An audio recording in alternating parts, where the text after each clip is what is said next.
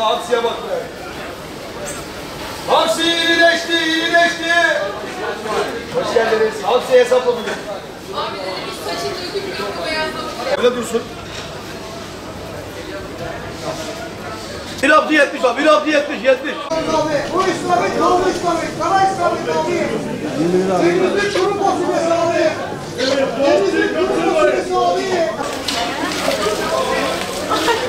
Hamsi 80 lira bugün. Biraz bollaştı. Dün 120 liraydı. Daha azdı. İstavrit bol 80 lira. Palamut hiç yok. Palamut 2 gün önce vardı. 500 liraydı bir tanesi. Lüfer gördüğünüz gibi tane 200 lira, 250 lira. Lüfer var.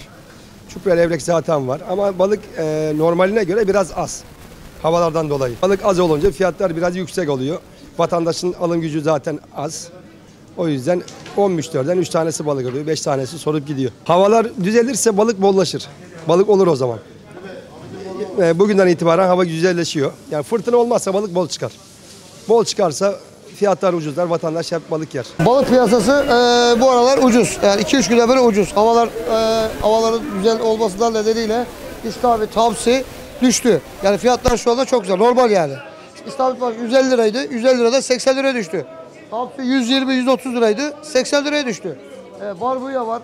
Mezgit 250 idi. 200'e düştü. Burada lüfer var. Bak lüferler 250-300 tanesiydi. 170 liraya düştü. Yani normal palamut 120. Çupra levrek. Fiyatlar normal yani şu anda. Yani bu sene zaten çinekop palamut bekliyorduk. Çinekop palamut yok. Yok, havaların sıcak gitmesinden dolayı biraz kurak gitti bu sene. Ama inşallah bir dahaki sene, işte bu sene çinekop palamutu unut. Ama yani fiyatlar bu. Buradan aşağıda fiyat düşmez. Hamsi süper. Bak hamsi düştü yani. Bak 120-130 liradan 80 liraya düştü yani. Hamsi bol. Şu an hamsi, istavrit bol. Yani inşallah millet yesin yani. Omega 3, vitamin, hamsi de. Bekleriz yani.